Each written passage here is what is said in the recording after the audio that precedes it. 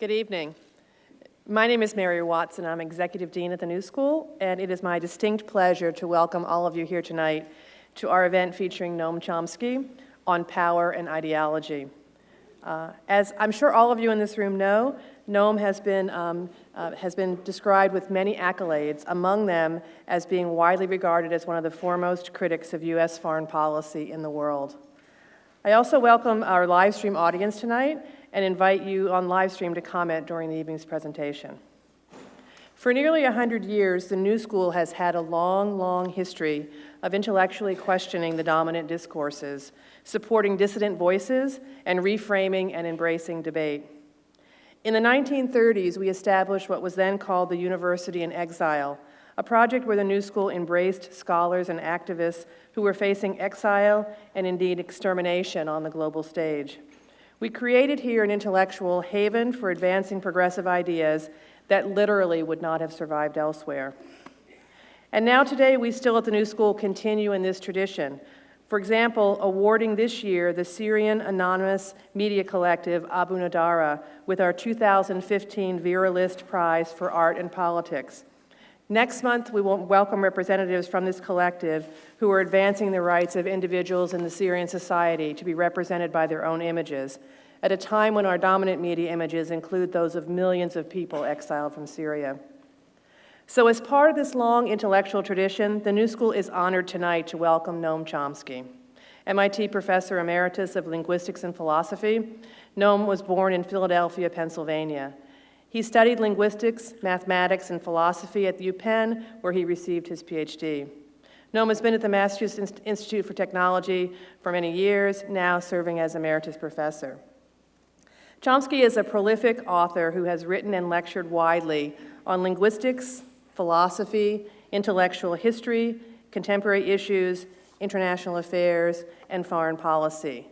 He has a long and illustrious lineage, including, for example, tonight, we are shortly before the 50th anniversary of the publication of his classic essay, The Responsibility of Intellectuals, which appeared in the New York Review of Books in February 1967. Chomsky has received more than 24 honorary degrees from places including the University of Chicago, Delhi University, the University of Pennsylvania, Cambridge, the University of Buenos Aires, Harvard, the University of Calcutta, and many others. He is a fellow of the American Academy of Arts and Sciences and of the National Academy of Science, and recipient of many awards, including the Distinguished Scientific Contribution Award of the American Psychological Association, the Kyoto Prize in Basic Sciences, the Helmholtz Medal, and the Dorothy Eldridge Peacemaker Award. Noam's most recent books include the New York Times bestsellers Hegemony or Survival and Failed States, and other books including Imperial Ambitions, What We Say Goes, Interventions, Hopes and Prospects, Occupy, and Masters of Mankind. He has written several provocative books on 9/11. So now I'd like to introduce our co-sponsor of tonight's event, Haymarket Books, and Anthony Arnove, who will introduce the event. Welcome.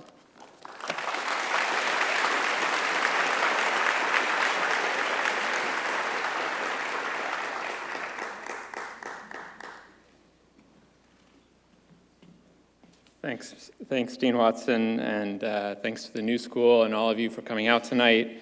It's really a privilege for all of us at Haymarket Books to be part of this occasion. Just a few housekeeping announcements and a few people we want to thank before we get started. Pamela Tillis has been an amazing partner. She is the Director of Public Programs at New School and has done a series of terrific events with us at this and other spaces, and we really value her amazing skills and commitment to public programming that not only services the remarkable community at the New School, but so many other communities throughout the city. There's a live stream team.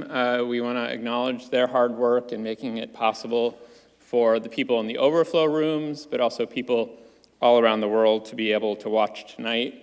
Democracy Now! Is here and are filming, so check out this broadcast on Democracy Now! There are a few other people who do a lot of work behind the scenes to make events like this happen. We're very honored to have our friends from Lannan Foundation here, who have been instrumental in the success and the growth of Haymarket Books over the last 14 years of our program and work as an independent publisher. So we want to acknowledge the Lannan Foundation for their invaluable support for our authors and for our publishing program. I also want to thank all the volunteers who make it possible for Haymarket Books to do what we do. A few housekeeping announcements. Please turn off your National Security Agency tracking devices. I know everyone has their new iPhones, but please silence them, turn them off. Let's just be here now for a few minutes together without any Sex and the City ringtones. Noam has pre-signed books, so if you go to the lobby at the Haymarket table, you'll find a vast array of his titles, many of them that he signed just about an hour ago. There are also sign-up sheets you'll find out there to find out about more events being sponsored by the New School, also events being sponsored by Haymarket Books, such as Monday night's event at Nuyorican Poets Cafe with Boots Riley and Hari Kondabolu. So check that one out if you can. There are people who will be going through the audience with note cards to get your questions. If you're on the live stream, you can send in questions, and we'll be sending those up to Noam at the end of his talk. And just briefly, I have had the privilege of introducing Noam on a number of occasions. And there's so much that one can say about the immense contribution he's made. But I think it really boils down to one very simple point, which is that Noam Chomsky embodies more than any person, I think, in our lifetimes, the meaning of the word solidarity. And that is something profoundly important in today's world. So please join me in welcoming Noam Chomsky.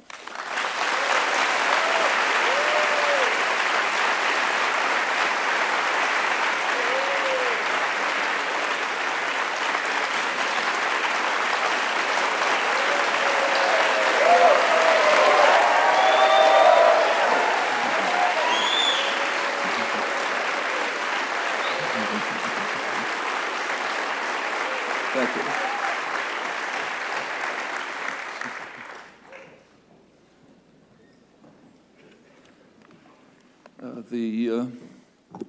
The role of concentrated power in shaping the ideological framework that dominates perception, interpretation, discussion, choice of action, all of that is too familiar to require much comment.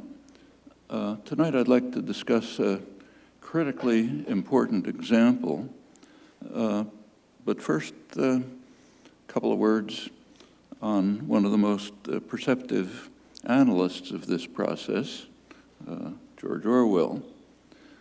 Orwell is famous for his searching and sardonic critique of the way thought is controlled by force under totalitarian dystopia.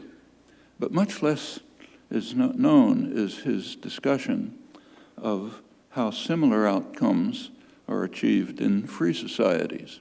He's speaking, of course, of England, and he wrote that although the country is quite free, nevertheless, unpopular ideas can be suppressed without the use of force. Gave a couple of examples, provided a few words of explanation which were to the point. One particularly pertinent comment was his observation on a quality education in the best schools, where it is instilled into you that there are certain things that it simply wouldn't do to say, or we may add, even to think. One reason why not much attention is paid to this essay is that it wasn't published. It was found decades later in his unpublished papers. It was intended as the introduction to his famous Animal Farm, bitter satire of Stalinist totalitarianism. Why it wasn't published is apparently unknown, but I think perhaps you can speculate. Orwell's observations on thought control under freedom come to mind in considering the raging debate today about the Iran nuclear deal, which currently occupies center stage. I should say it's a raging debate in the United States, virtually alone. In almost everywhere else, the deal has been greeted with relief and optimism, and without even parliamentary review. This is one of the many striking examples of the famous concept of American exceptionalism. The fact that America is an exceptional nation is regularly intoned by virtually every political figure, and I think more revealingly, the same is true of prominent academic and public intellectuals. You can select almost at random. Take, for example, the professor of the science of government at Harvard. He's a distinguished liberal scholar, government advisor. He's writing in Harvard's prestigious journal, International Security, and there he explains that unlike other countries, the national identity of the United States is defined by a set of universal political and economic values, namely liberty, democracy, equality, private property, and markets. So the U.S. has a solemn duty to maintain its international primacy for the benefit of the world. And since this is a matter of definition, we can dispense with the tedious work of empirical verification. So I won't spend any time on that. Or let's turn to the leading left liberal intellectual journal, the New York Review. There, a couple of months ago, we read from the former chair of the Carnegie Endowment for International Peace that American contributions to international security, global economic growth, freedom, and human well-being have been so self-evidently unique and have been so clearly directed to others' benefit that Americans have long believed that the United States amounts to a different kind of country. While others push their national interests, the United States tries to advance universal principles.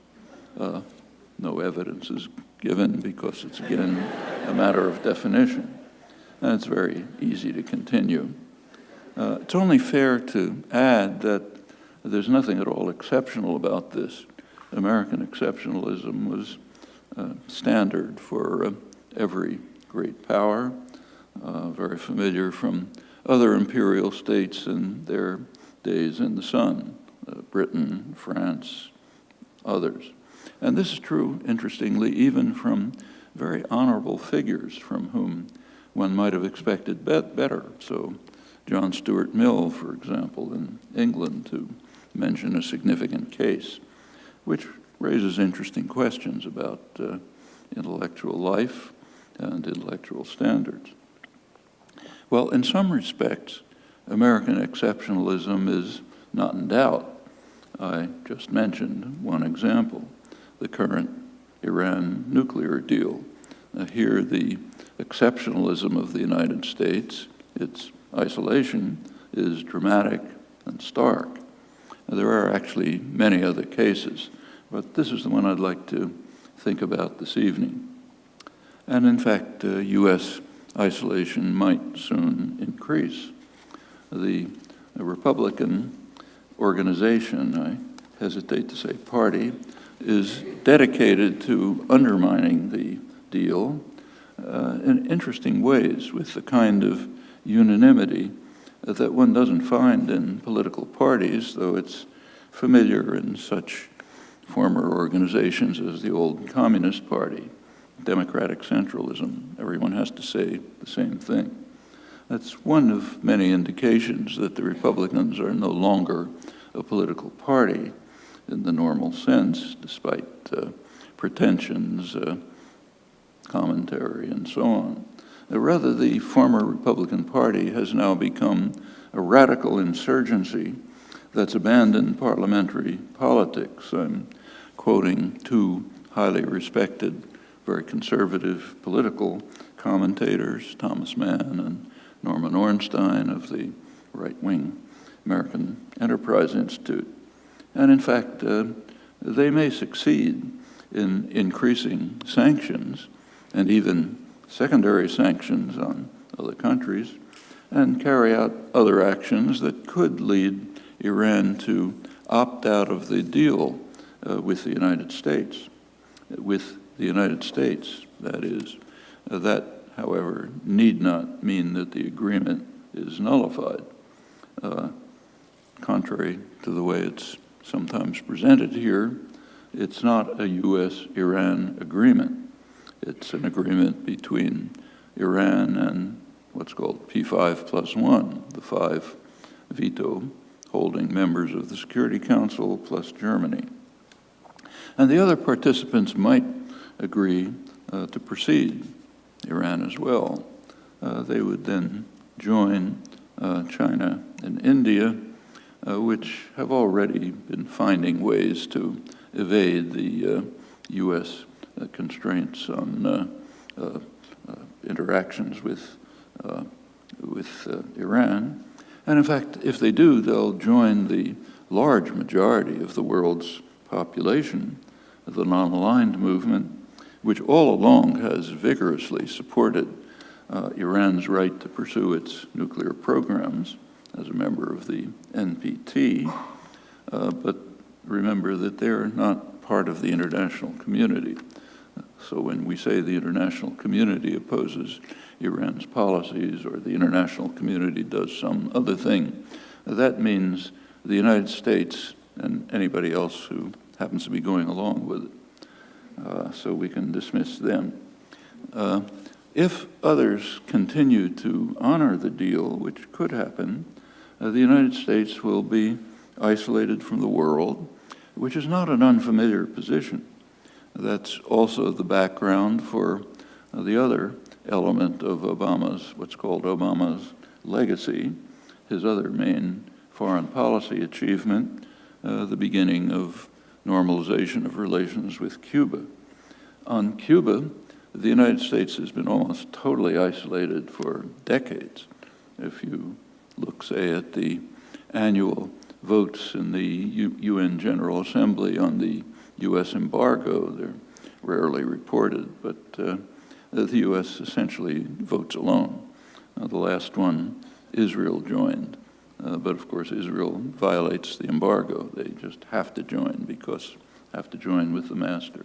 Occasionally the Marshall Islands or Palau or someone else joins. And in the hemisphere, the United States has been totally isolated for years. The main hemispheric conferences have foundered because the United States will simply not join the rest of the hemisphere in the major issues that are discussed. Last one in Colombia, the two major issues were admitting Cuba into the hemisphere. U.S. and Canada refused, everyone else agreed. And the U.S. drug war, which is devastating Latin America, and they want to get out of it, but the U.S. and Canada don't agree. That's actually the background for Obama's acceptance of steps towards normalization of relations with Cuba. Another hemispheric conference was coming up in Panama, and if the United States had not made that move, it probably would have been thrown out of the hemisphere. So therefore, Obama made what's called here a noble gesture, a courageous move to end Cuba's isolation, although in reality it was U.S. isolation that was the motivating factor. So if the United States ends up being almost universally isolated in Iran, that won't be anything particularly new, and in fact there are quite a few other cases. Well, in the case of Iran, the reasons for U.S. concerns are very clearly and repeatedly articulated. Iran is the gravest threat to world peace. We hear that regularly from high places, government officials, commentators, others. In the United States, there also happens to be a world out there, and it has its own opinions. It's quite easy to find these out from standard sources, like the main U.S. polling agency, Gallup Polls, takes regular polls of international opinion. And one of the questions that is posed is, which country do you think is the gravest threat to world peace? The answer is unequivocal. The United States, by a huge margin, way behind. In second place is Pakistan. It's inflated surely by the Indian vote, and then come a couple of others. Iran is mentioned, but along with Israel and a few others, way down.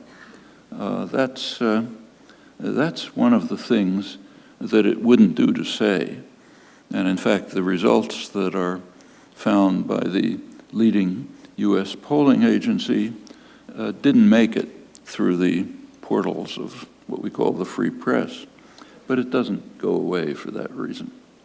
Well, given the reigning doctrine about the gravity of the Iranian threat, we can understand the virtually unanimous stand that the United States is entitled to react with military force, unilaterally, of course, if it claims to detect some Iranian departure from the terms of the agreement.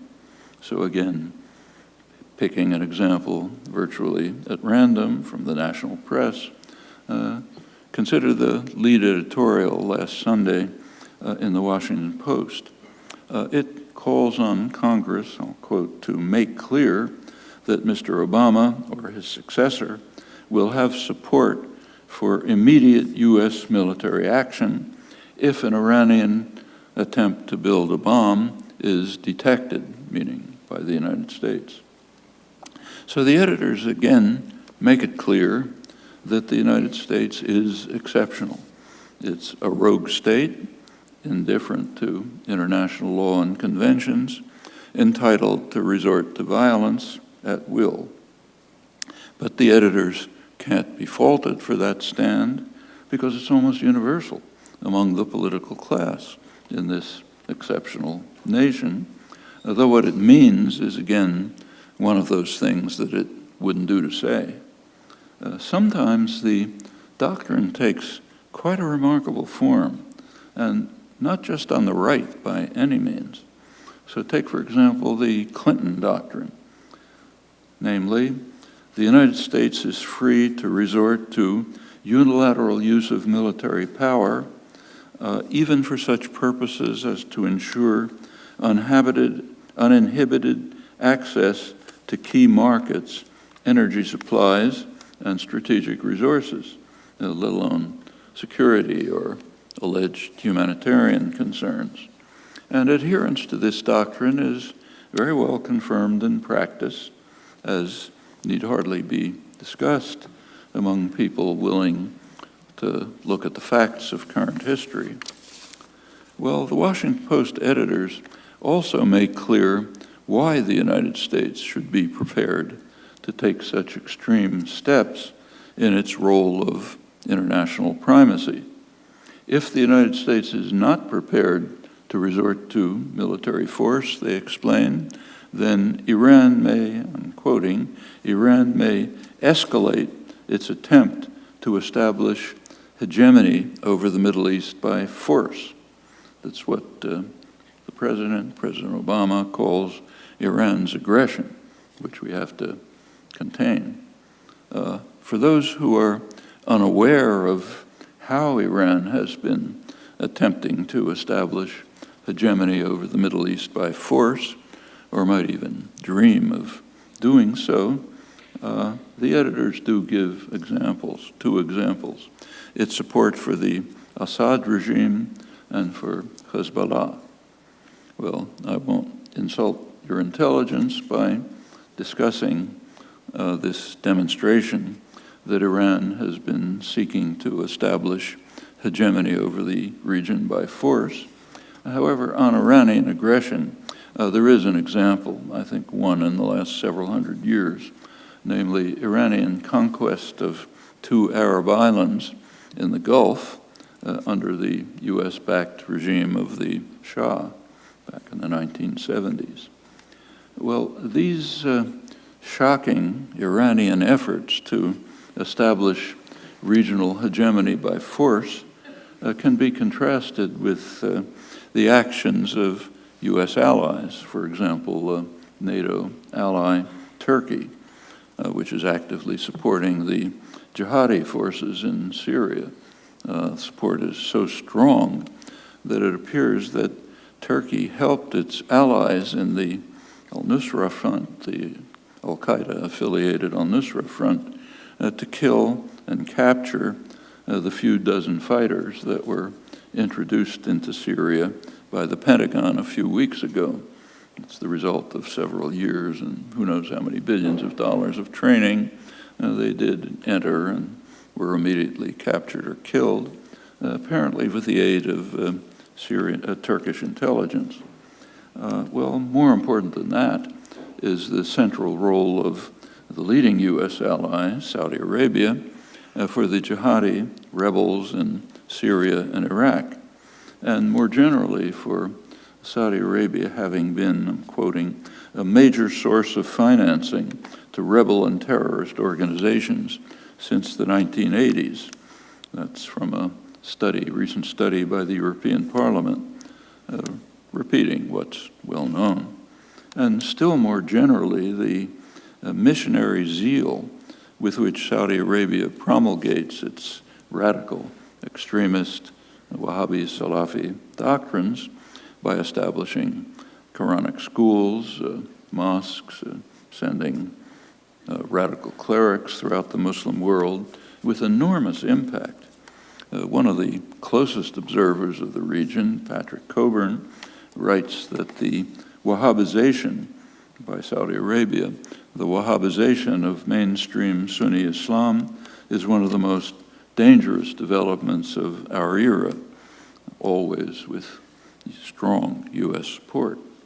These are all things that wouldn't do to mention, along with the fact that these pernicious developments are a direct outgrowth of the long-term tendency of the United States, picking up from Britain before it, to support radical Islam in opposition to secular nationalism.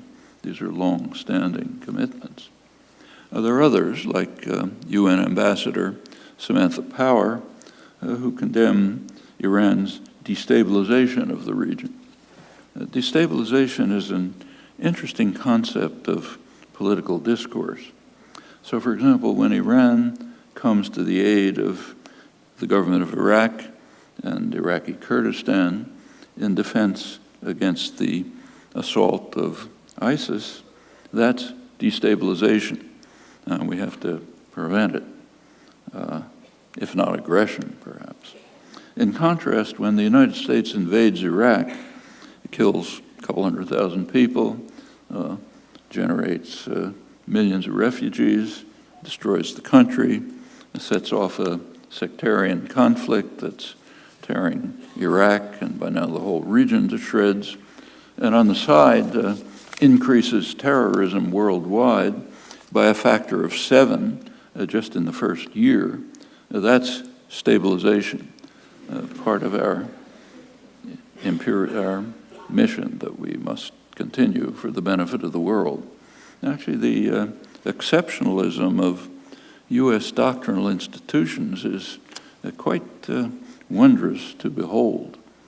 Well, going on with the Washington Post editors, they join Obama's Clinton negotiator, Dennis Ross, Thomas Friedman, other notables, in calling on Washington to provide Israel with B-52 bombers, and perhaps even the more advanced B-2 bombers, and also huge, what are called massive ordnance penetrators, bunker busters informally. There's a problem. They don't have airstrips for huge planes like that, but they can use maybe Turkey's airstrips. And none of this is for defense. These are not defensive weapons, remember. All of these weapons are offensive weapons for Israel to use to bomb Iran if it chooses to do so. And since Israel's a U.S. client, it inherits from the master the freedom from international law. So nothing surprising about giving it vast supplies of offensive weapons to use when it chooses. Well, the violation of international law goes well beyond threat, goes to action, including acts of war, which are proudly proclaimed, presumably because that's our right as an exceptional nation again. One example is the successful sabotage of Iranian nuclear installations by cyber war. The Pentagon has views about cyber war. The Pentagon regards cyber war as an act of war, which justifies a military response. And a year ago, NATO affirmed the same position, determined that aggression through cyber attacks can trigger the collective defense obligations of the NATO alliance, meaning if any country is attacked by cyber war, the whole alliance can respond by military attacks. That means cyber war attacks against us, not by us against them. And the significance of these stands is, again, something that it wouldn't do to mention. And you can check to see that that condition is well observed. Well, perhaps the United States and Israel are justified in cowering in terror before Iran because of its extraordinary military power. And it's possible to evaluate that concern. For example, you can turn to the authoritative analysis, detailed analysis of the Center for Strategic and International Studies, the main source for such information, last April, which conducted and published a long study of the regional military balance. And they find, I'll quote, a conclusive case that the Arab Gulf states have an overwhelming advantage over Iran in both military spending and access to modern arms. That's the Gulf Cooperation Council states, that's Bahrain, Kuwait, Oman, Saudi Arabia, United Arab Emirates. They outspend Iran on arms by a factor of 8. It's an imbalance that goes back decades. And their report observes further that the Arab Gulf states have acquired and are acquiring some of the most advanced and effective weapons in the world, while Iran has been essentially forced to live in the past, often relying on systems originally delivered at the time of the Shah, 40 years ago, which are essentially obsolete.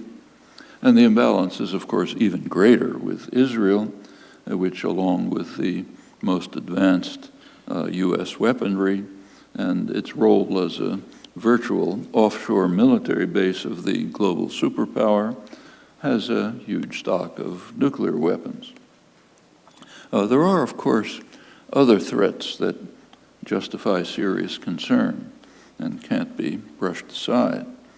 A nuclear weapon state might leak nuclear weapons to jihadis. No joke. In the case of Iran, the threat is minuscule. Not only are the Sunni jihadis the mortal elements of Iran, but the ruling clerics, whatever one thinks of them, have shown no signs of clinical insanity, and they know that if there was even a hint that they were the source of a leaked weapon, they and all they possess would be instantly vaporized. That doesn't mean that we can ignore the threat, however, not from Iran, where it doesn't exist, but from U.S. ally Pakistan, where the threat is in fact very real. discussed recently by two leading Pakistani nuclear scientists, Pervez Hoodbhoy, Zia Mian, Britain's leading Journal of International Affairs. They write that increasing fears of militants seizing nuclear weapons or materials and unleashing nuclear terrorism have led to the creation of a dedicated force of over 20,000 troops to guard nuclear facilities. There is no reason to assume, however, that this force would be immune to the problems associated with the units guarding regular military facilities, which have frequently suffered attacks with insider help. In other words, the whole system is laced with jihadi elements, in large measure because of what Patrick Coburn described, the Wahhabization of Sunni Islam from Saudi Arabia and with the strong support of the United States ever since the Reagan administration. Well, in short, the problem is real enough, very real, in fact. It's not being seriously addressed. It's not even discussed. Rather, what we're concerned about is fantasies concocted for other reasons about the current official enemy. Opponents of the Iran nuclear deal maintain that Iran is intent on developing nuclear weapons. U.S. intelligence can discern no evidence for this, but there is no doubt at all that in the past they have, in fact, intended to do so. We know this because it was clearly stated by the highest authorities in Iran. The highest authority of the Iranian state informed foreign journalists that Iran would develop nuclear weapons, certainly and sooner than one thinks. The father of Iran's nuclear energy program, former head of Iran's Atomic Energy Organization, expressed his confidence that the leadership's plan is to build a nuclear bomb.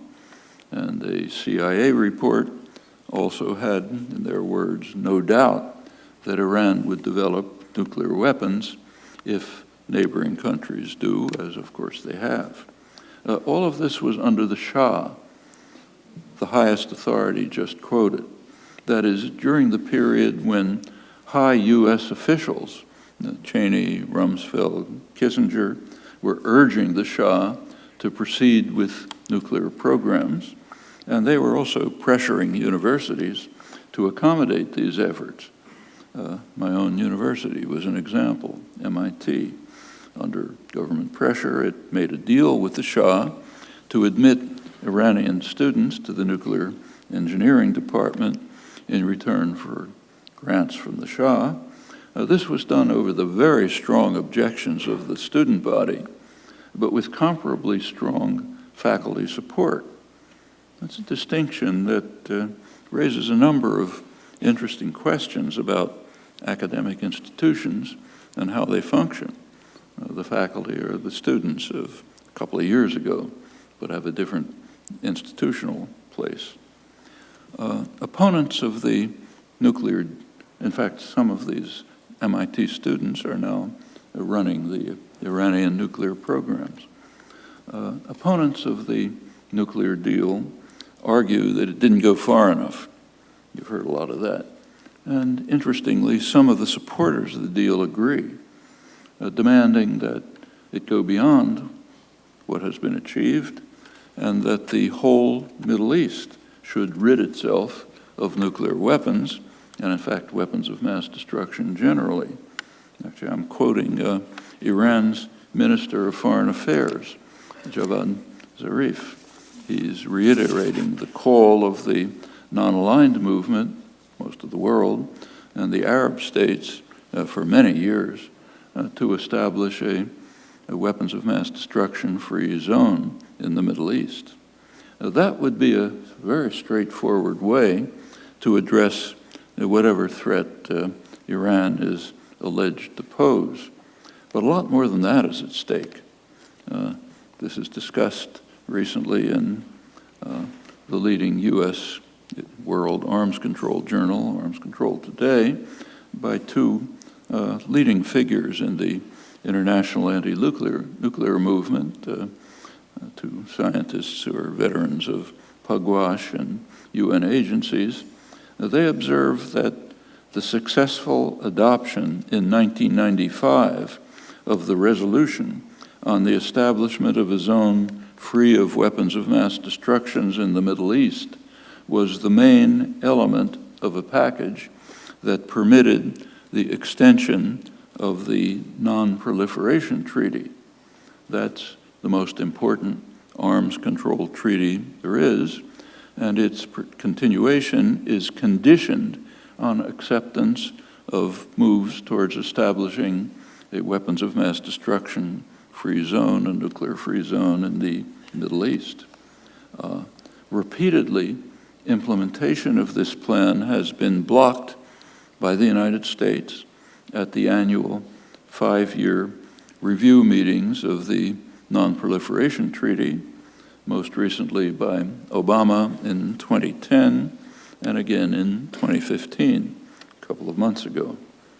The same two anti-nuclear specialists comment that in 2015, this effort was again blocked by the United States on behalf of a state that is not party to the Non-Proliferation Treaty and is widely believed to be the only one in the region possessing nuclear weapons. That's a polite and understated reference to Israel. Washington's sabotage of the possibility in defense of Israeli nuclear weapons may well undermine the Non-Proliferation Treaty, as well as maintaining dangerous instability in the Middle East, always, of course, in the name of stability. This is, incidentally, not the only case when opportunities to end the alleged Iranian threat have been undermined by Washington. Some quite interesting cases, no time, and I won't go into them. But all of this raises quite interesting questions, which we should be asking, about what actually is at stake. So, turning to that, what actually is the threat posed by Iran? Plainly, it's not a military threat. It's obvious. We can put aside the fevered pronouncements about Iranian aggression, support for terror, seeking hegemony over the region by force, or the still more outlandish notion that even if Iran had a bomb, it might use it, therefore suffering instant obliteration. The real threat has been clearly explained by U.S. intelligence in its reports to Congress on the global security situation. Of course, they deal with Iran. And they point out, I'm quoting U.S. intelligence, Iran's nuclear program and its willingness to keep open the possibility of developing nuclear weapons is a central part of its deterrent strategy, right? It's part of Iran's deterrent strategy. No offensive policies, but they are trying to construct a deterrent. And that Iran has a serious interest in a deterrent strategy is not in doubt among serious analysts.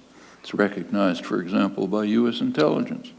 So the influential analyst, CIA veteran Bruce Riedel, who's by no means a dove, he writes that if I was an Iranian national security planner, I would want nuclear weapons as a deterrent. And the reasons are pretty obvious. He also makes another crucial comment. He points out that Israel's strategic room for maneuver in the region would be constrained by an Iranian nuclear deterrent. And that's, of course, also true of the United States. Room for maneuver means resort to aggression and violence. And yes, it would be constrained by an Iranian deterrent. For the two rogue states that rampage freely in the region, the United States and Israel, any deterrent is, of course, unacceptable.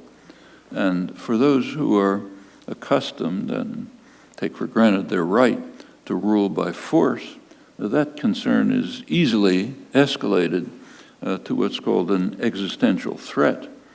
The threat of deterrence is very severe if you expect to resort to force unilaterally at will to achieve your goals, as the U.S. and secondarily Israel do commonly.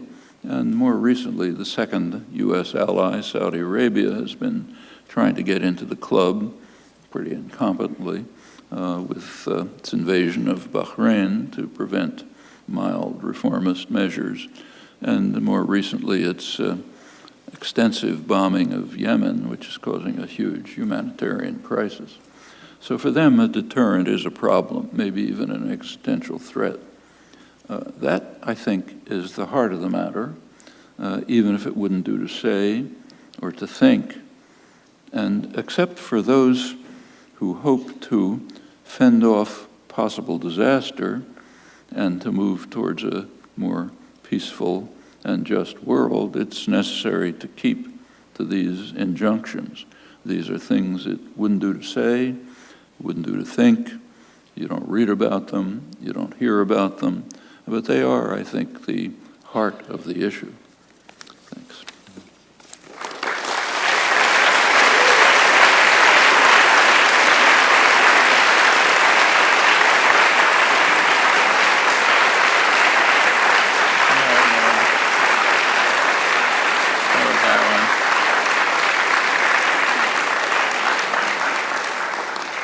So, how has the United States supported radical Islam? As I mentioned, just as Britain did before it, I won't comment on the British role, but if you want to learn about it, there's quite a good book on it by a very good British diplomatic historian, Mark Curtis, who discusses in detail, going back to the documentary record, how Britain supported radical Islam during its period of dominance. The U.S. has done it always. The major center of radical Islam, extremist radical Islam, is Saudi Arabia, unquestionably. They're the source of the Wahhabization of the region, which Patrick Coburn points out as one of the major developments of the modern era. Who's the main supporter of Saudi Arabia? You are. Now, that's where your tax dollars go, and for a long time. Right now, tens of billions of dollars of arms being sent under Obama, but it goes way back. In fact, the strong U.S. relation with Israel developed out of this. The United States and Israel had close relations, but not unusual, through the 1950s and early 60s. That changed in 1967. What happened in 1967? Israel performed a huge service to the United States and its Saudi Arabian ally. Saudi Arabia has been and remains the center of extremist, radical, fundamentalist Islam, with offshoots and the jihadi movements and so on, including ISIS. At the time, the center of secular nationalism was Nasser's Egypt. And there was a conflict between the two of them. In fact, they were at war. They were at war in the Yemen at the time. Israel administered a very serious blow to secular nationalism. It devastated the Egyptian army in Syria, and it saved Saudi Arabia and offered a great boon to the United States. And in fact, if you check back, it's at that time that the unusual, in fact unique, relationship between Israel and the United States developed. And in fact, it continues after that. I could give more examples if there was time. But that has been a consistent pattern. There are a few exceptions here and there.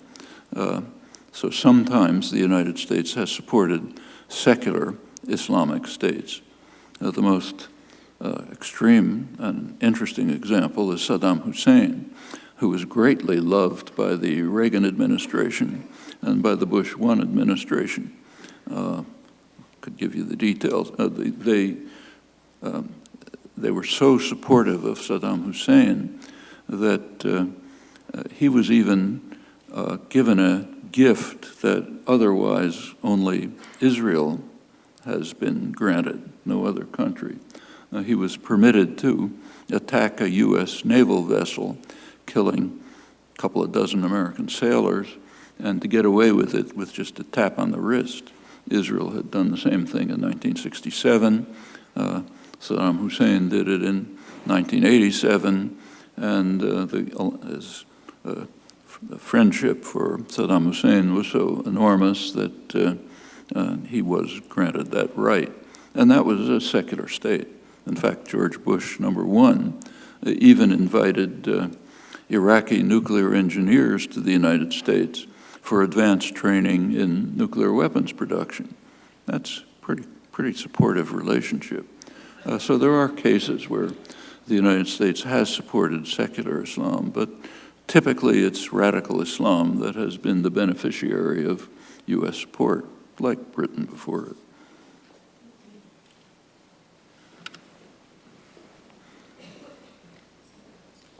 This one comes live stream, and it's connected to that one. And let's mention that it came from the live stream. Should I ask this too? No, just do that. Why isn't the United States doing more to help Syrian refugees? That's a question you should ask yourselves. Why aren't we doing more?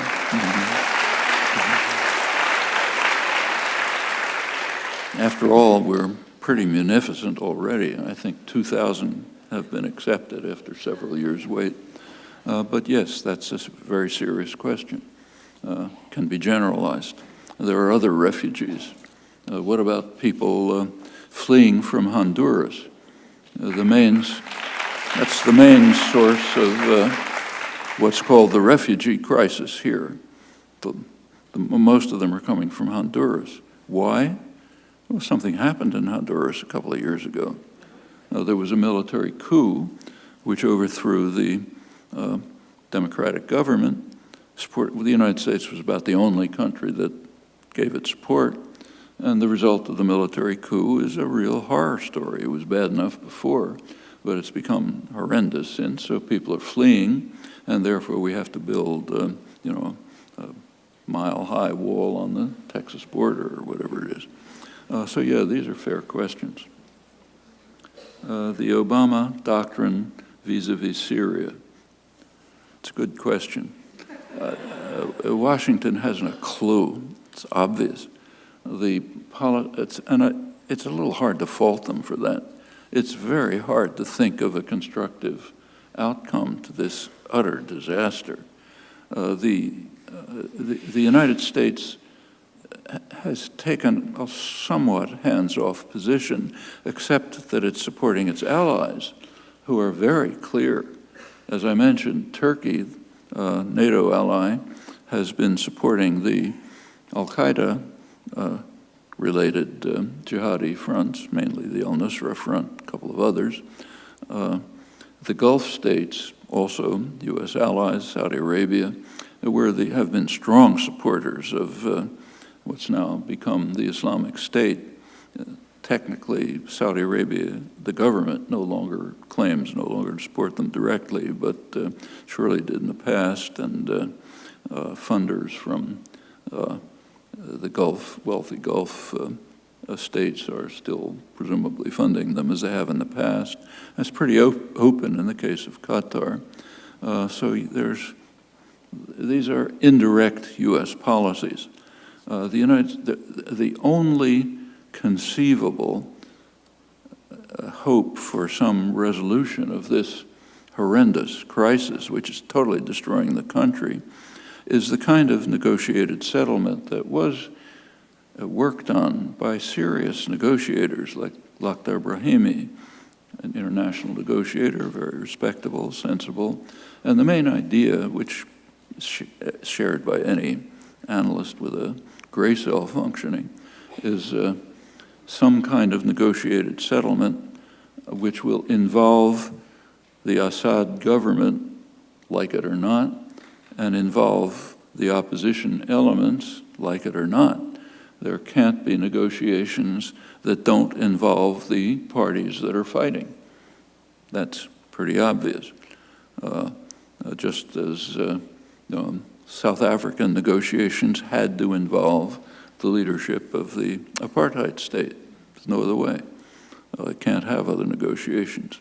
It's perfectly obvious that the Assad government is not going to enter into negotiations that are based on the condition that it commits suicide. If that's the condition, they're just going to keep destroying the country. That, unfortunately, has been the U.S. position. The negotiations, U.S. and its allies have demanded that negotiations be based on the precondition that the Assad government will not survive. It's a horrible government. I'd like it not to survive. But that's a prescription for destroying Syria, because it's not going to enter into negotiations on those terms. Right now, and in fact in the past, these have been proposals pretty much supported by the Russians. And in fact, you may not have seen this, but for those of you who read the international press, British press, a couple of days ago, there was a very interesting revelation that in 2012, the Russians had apparently presented a proposal for an interim regime which would not include Assad, and it was turned down by the United States and the West. That was reported in practically the entire British press, The Guardian, Independent, Daily Telegraph, across the spectrum.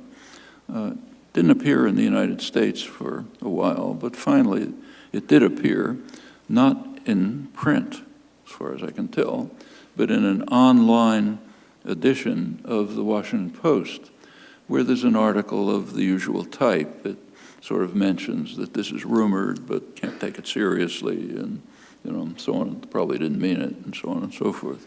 Well, okay, you can draw your own conclusions.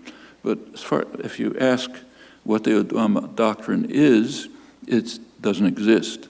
We saw the Obama doctrine a couple of weeks ago when the Pentagon sent in these 50 fighters who had been trained for years, and they were immediately captured, killed, or just affected by Turkey's ally, the al-Nusra Front, as I mentioned, apparently with Turkish intelligence support.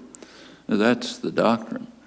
Nothing except to support the allies, which are in fact supporting jihadi forces.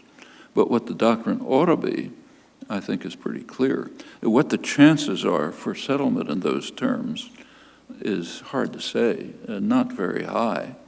But if you can think of an alternative, you should present it. No other alternative has been proposed.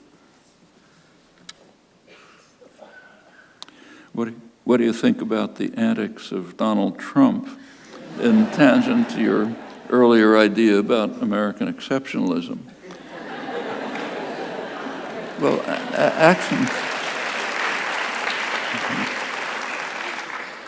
I think we should recognize that the other candidates are not that different.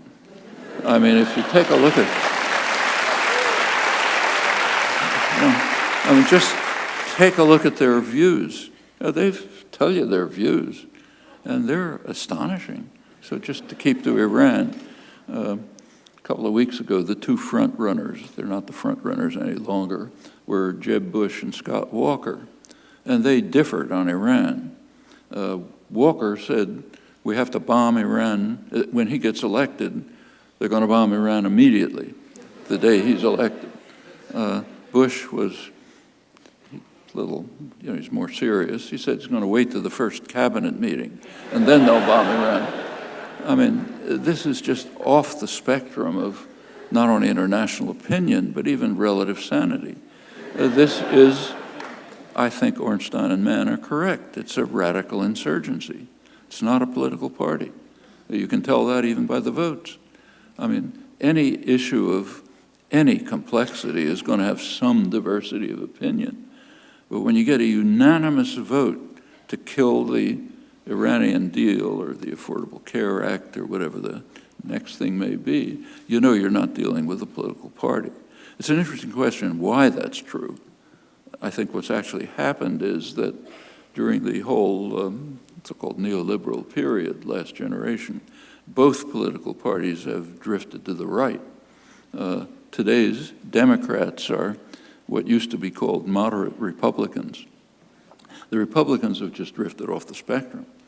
They're so committed to extreme wealth and power that they cannot get votes, can't get votes by presenting those positions.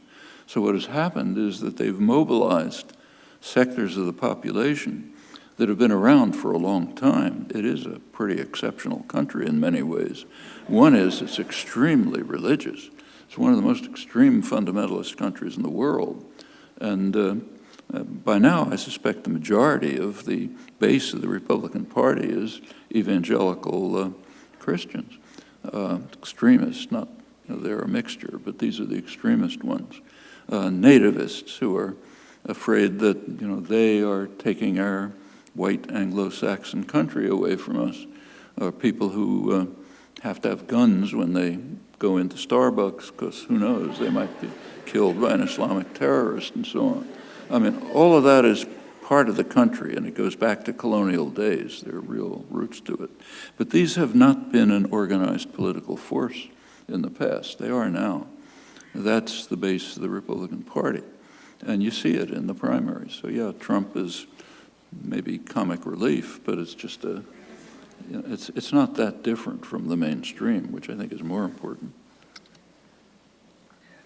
U.S. exceptionalism has existed since the, what's that? Doctrine. Since the doctrine of manifest destiny in the 18th, actually 19th century. What has changed? Well, what's changed is the capacity to implement the doctrines. So take, say, the Monroe Doctrine, 1823. The Monroe Doctrine essentially declared that the United States must rule the hemisphere. Didn't say it in those words, but that's what it amounted to. And it was the intellectual father of the Monroe Doctrine. It was John Quincy Adams, who was also the intellectual author of Manifest Destiny. Well, there was a problem. This is the 1820s. There was a deterrent. The deterrent was Britain. Britain was the hated enemy. They were the big military power, and they prevented the United States from achieving its first foreign policy goal. By foreign, I mean outside the national territory. That's also aggression, but it's not called aggression. But conquest of the national territory, what's now the national territory, of course, was a war against the indigenous population who were exterminated and expelled. But the first so-called foreign goal was to take over Cuba. Goes back to the 1820s. Couldn't do it. British Navy was in the way. John Quincy Adams, who was an astute grand strategist, pointed out to his colleagues that we just have to wait. He said, sooner or later, U.S. power will increase, British power will decline, and as he put it, Cuba will fall into our hands by the laws of political gravitation, just the way an apple falls from the tree, which indeed happened. Over the 19th century, U.S. power increased, British power declined.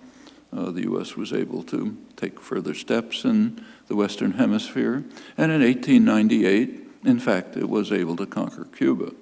If you go to school in the United States, you learn that the United States liberated Cuba in 1898. In fact, the U.S. invaded to prevent Cuba from liberating itself from Spain, which is what happened. And since after that, it just became a virtual colony until liberation, and finally in 1959. And ever since then, the United States has been trying to reverse it. And the same is true generally. The United States did not, it's probably the richest country in the world back in the early 19th century, but not the most powerful country. Britain was the most powerful. France was a powerful country. And that changed over the years, especially with the First World War, finally with the Second World War. So exceptionalism has greatly expanded as power expanded. And I say again that this exceptionalism was also true of other great powers during their day of imperial power and domination. World leaders will meet in New York City next week for a new set of global anti-poverty targets, sustainable development goals. Do you think these targets are sufficient? That has an easy answer. two letters. And furthermore, nothing will be achieved. That's pretty safe to say.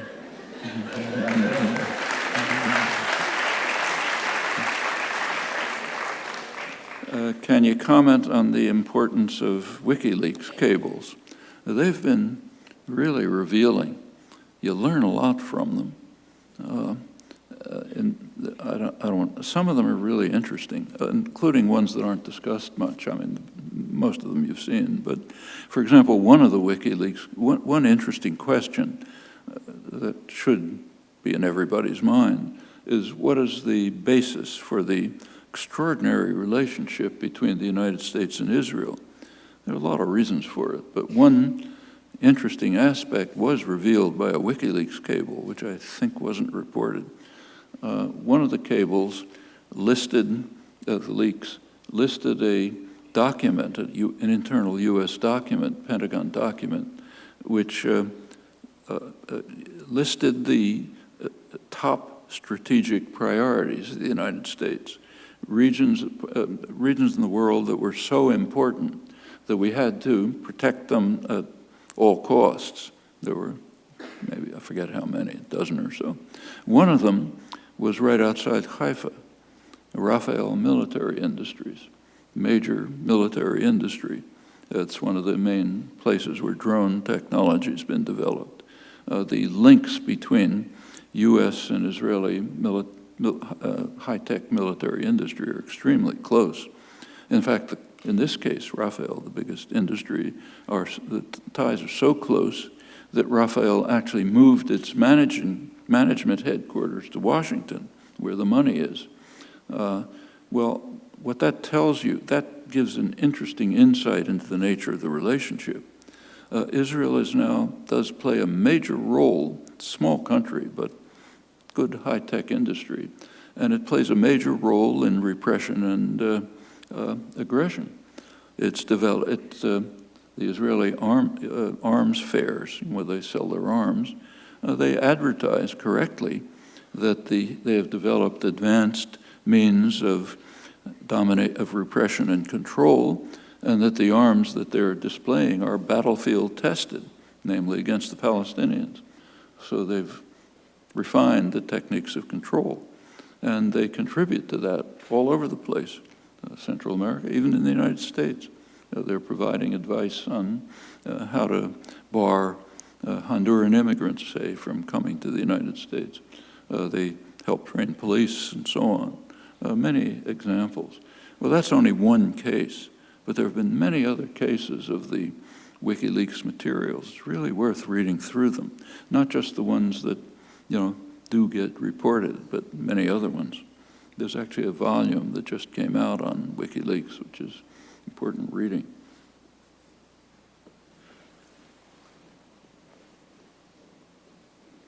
Oh. Do you think that U.S. foreign policy is driven exclusively by economic interests? What other factors influence U.S. foreign policy, and to what extent?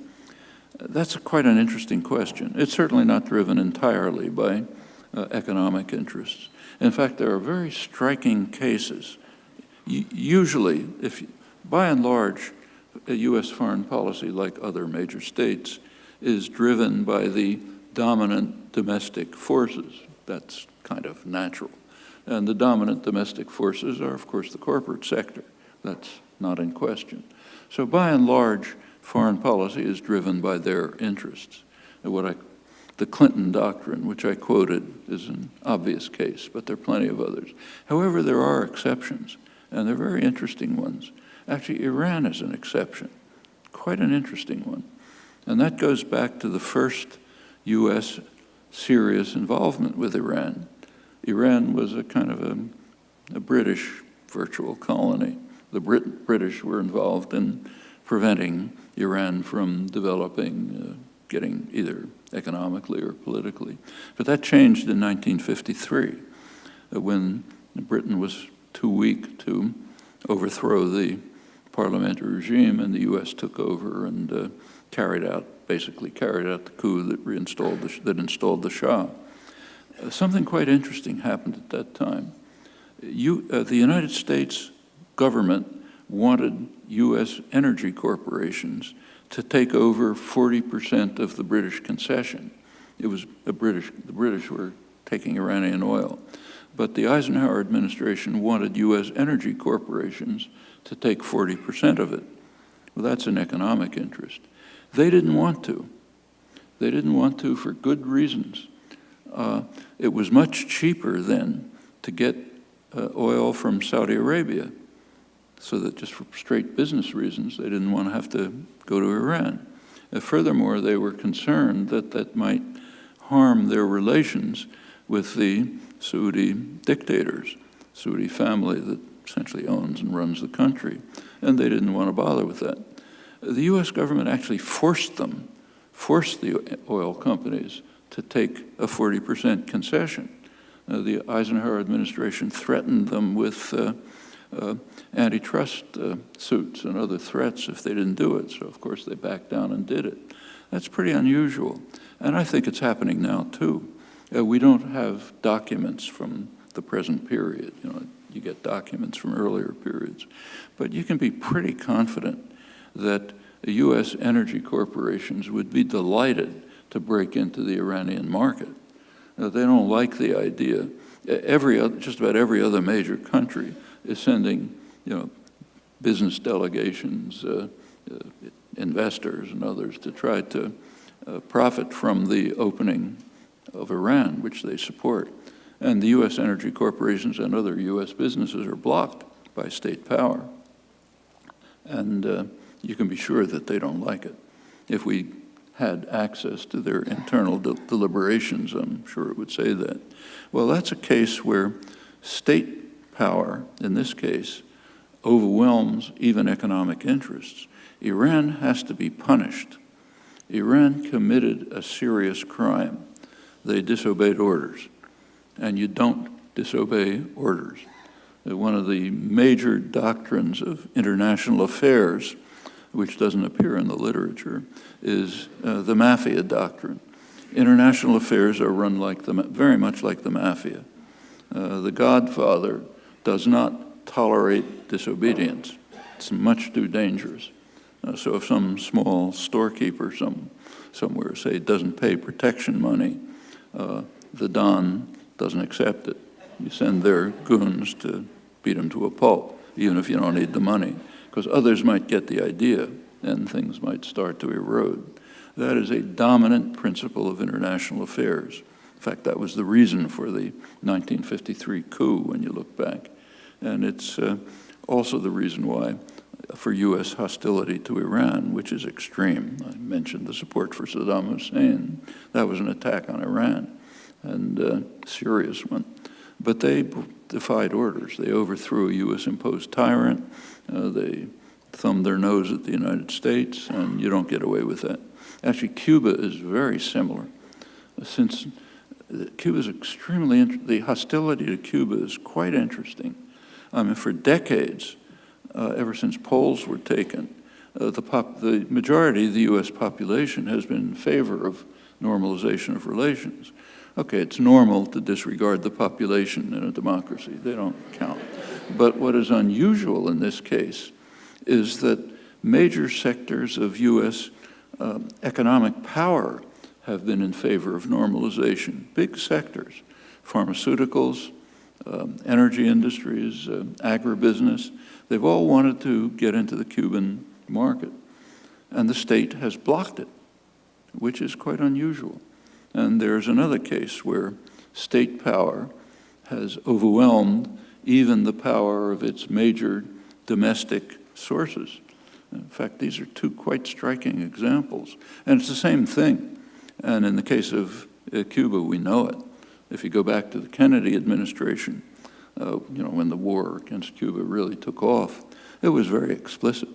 The State Department said we can't tolerate what they called successful defiance of U.S. policies that go back to the Monroe Doctrine. Arthur Schlesinger, Kennedy's Latin American advisor, reported to him the report of his Latin American mission, said the problem is the Castro idea of taking matters into your own hands, which appeals to others in the hemisphere where people suffer similar repression. And you can't let that idea spread. It's the mafia doctrine again. Powerful enough to sharply conflict with economic interests. So there are cases, but they're rare, and they're illuminating. I think this is going to have to be the last one. We got all of these, but okay. Time's running out. What is intelligence? Well, it's something that's lacking in certain places. Let's put it like that. Thanks.